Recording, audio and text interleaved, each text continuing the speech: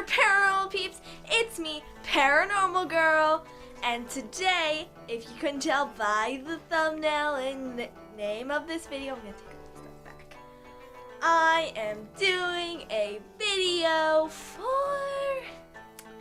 scary stories, something that always is accustomed to happen, especially during October and Halloween, but it's also fun to tell by the campfire at any time of year. See, I personally tell scary stories at any time of the year, but I think now would be a great time to tell you my strategies for telling a scary story. And according to some of my friends, I'm good at telling scary stories and stuff, so these are just kind of some of the tricks that I use to make my scary stories scary.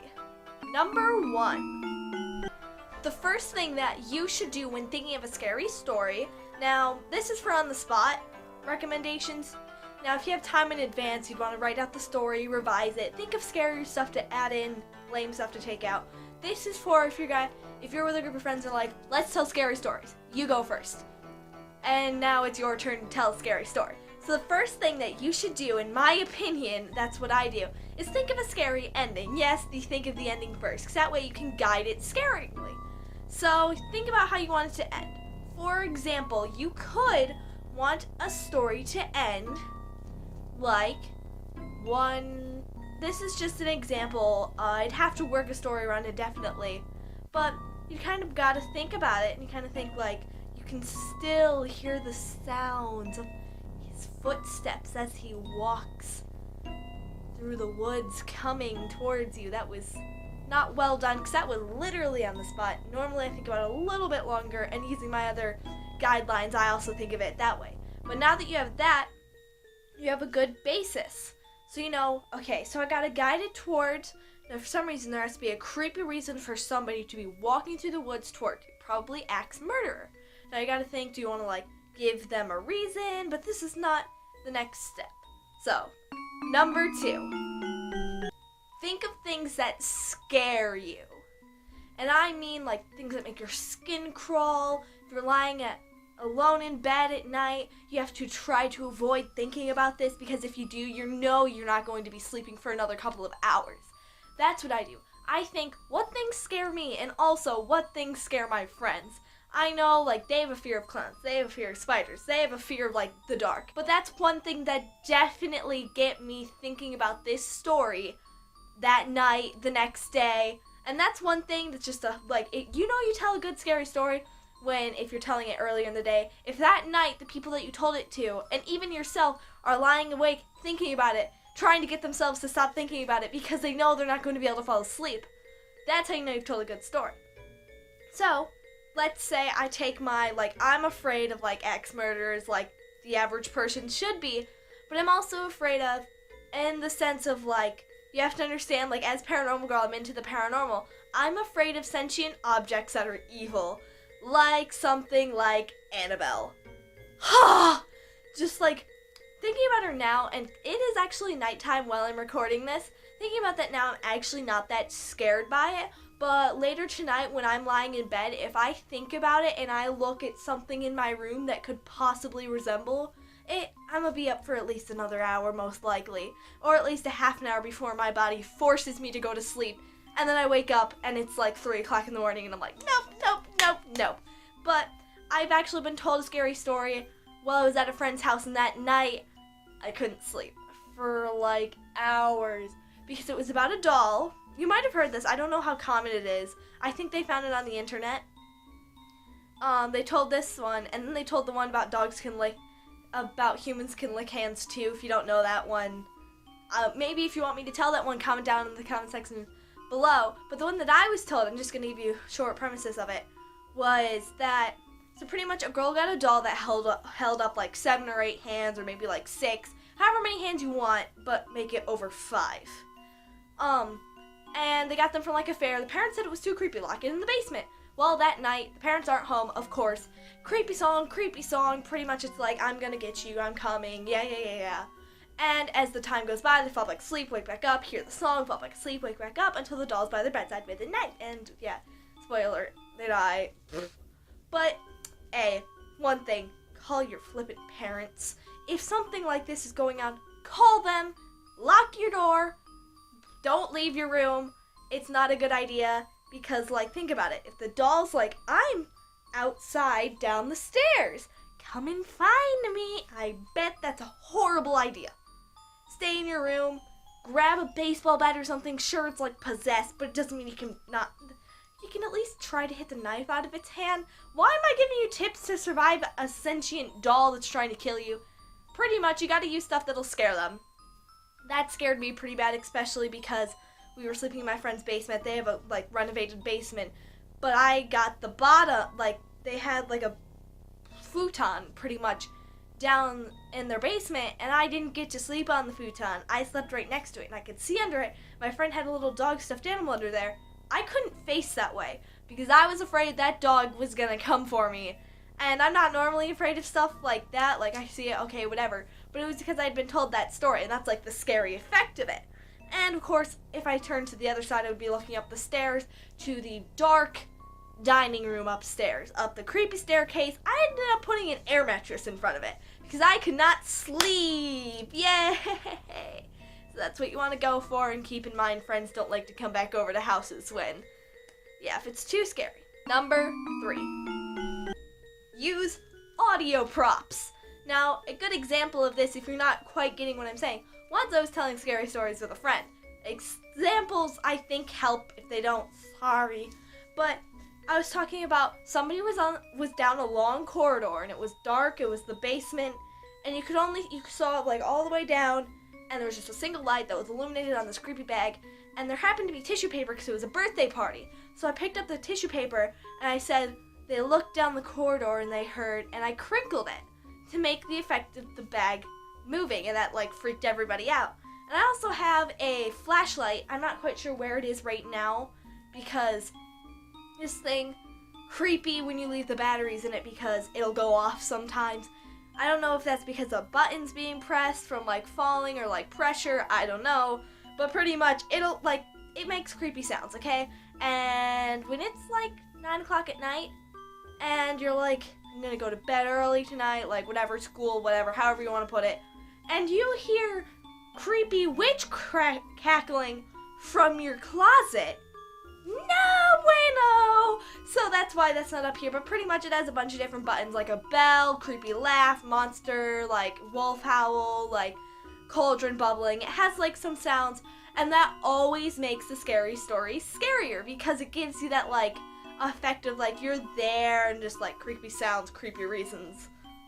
Yeah, I hope I don't need to explain too much into why sounds make stuff creepy. Like, if you've ever watched or like listened to a scary story on YouTube that like they're just telling it but they have these sounds playing, oh my goodness. I happened to look one of these up once. It wasn't terribly scary, but it was just the fact that they added in the sounds made you jump a little bit, especially with headphones. Because I don't know if this happens to you guys, but I've been like listening to something with headphones and the sound is done just right where I'm like, or like I'm looking around like this thing's in my house. That was not through my earbuds. Or it's like there's a bunch of children by me. Oh wait, no, that's a laugh effect in this video. That's happened to me. I don't know. That's me explaining why YouTube videos can be scarier than audio. Okay. Number 4. Sudden stops, pauses, or exclamations! And I did that for the effect of like sudden stops, pauses, and exclamations. If you didn't get it, I'm sorry. But pretty much that's me explaining why it's a good idea to pause. It's creepy when it's like, and as she reached for the bag, her hand touched the zipper. Then he stopped for a second. It gives them that, what? It's kind of like the suspense stuff of like, yeah, I think you get it. Of like, it gives them suspense and also give unnecessary details.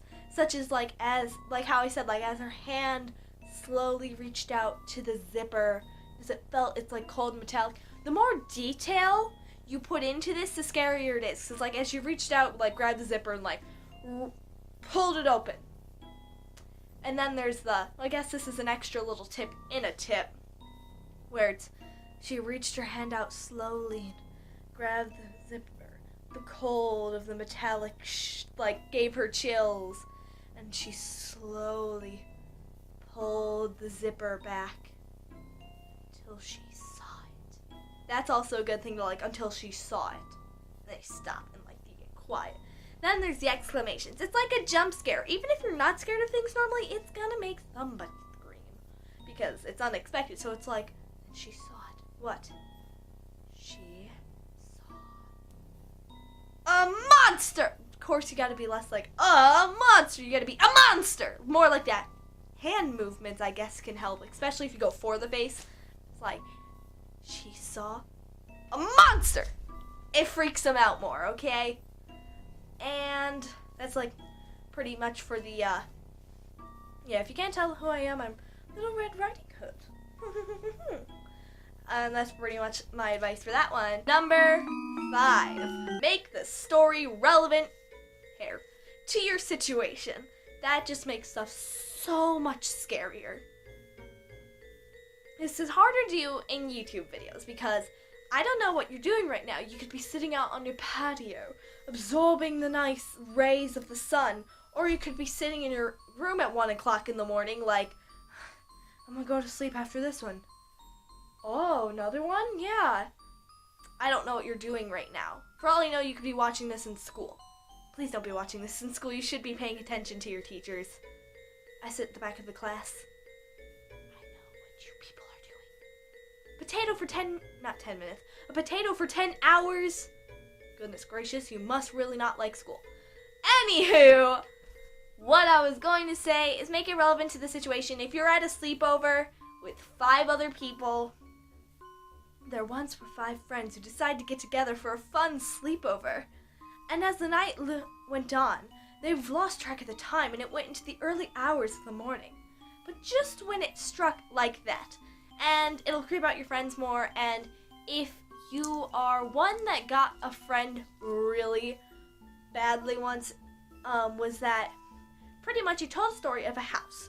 When you describe the house, you describe it exactly as either their house or whatever house they are at currently, which could be their house. You describe it like that, and it's one of those like, and little did they know that the body was hidden in the closet. Well, now they don't want to open the closet door, if you can get it. And one thing that's like, the more real you make something sound, the scarier it is. So if you want to like tell a really scary story, take your location, like your general area, like what city or state you live in. City is better because it's more local, but it's like, guys, like, this is my little representation. Guys, did you hear about the recent, like,